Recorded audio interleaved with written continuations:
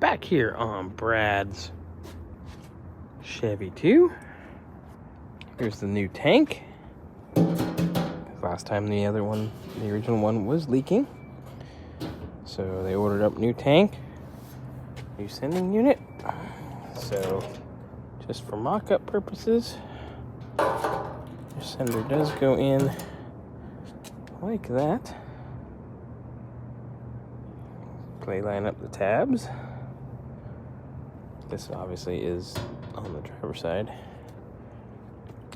So without further ado, I'm gonna get the rubber seal out, which we have two, because the sender came with a setup and the tank came with a setup. So we're gonna see which one's better and use which one we like the best. We all know these are a bit of a pain to get started, but we are going. So we're just gonna gently tap it all the way in, and once that's in, then we will pull the old one out of the car. Done deal. Once you get it going, it's not so bad. Alright, so easy enough. Here's our old tank, which was leaking fuel pretty heavily. We're gonna take and undo our sending unit wire. Bloop. Get a pair of pliers. We'll pop the hose off here. I don't have to get a pair of pliers. I'm gonna do it with my fingers. Get that off. Don't forget the ground. I gotta pull that there.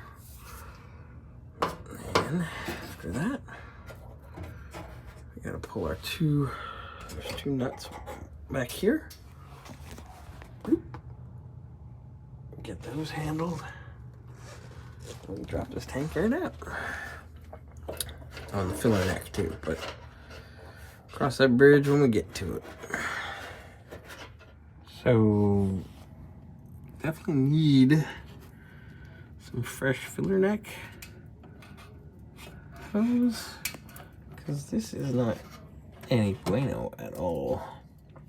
So I'm gonna undo this clamp here. I'll pull the tank out.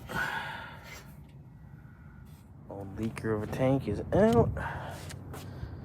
One thing to note is our original tank did have this little vent tube. Goes to nowhere, which this won't affect anything. So I'll pop this baby in, then I gotta go get some filler hose. New tank's mounted.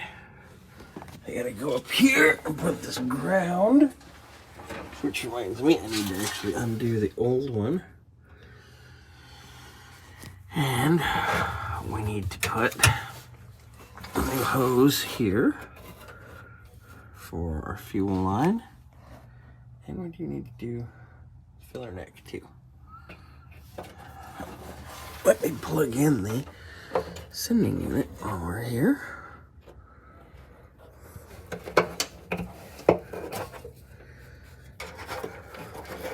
Well, that's done.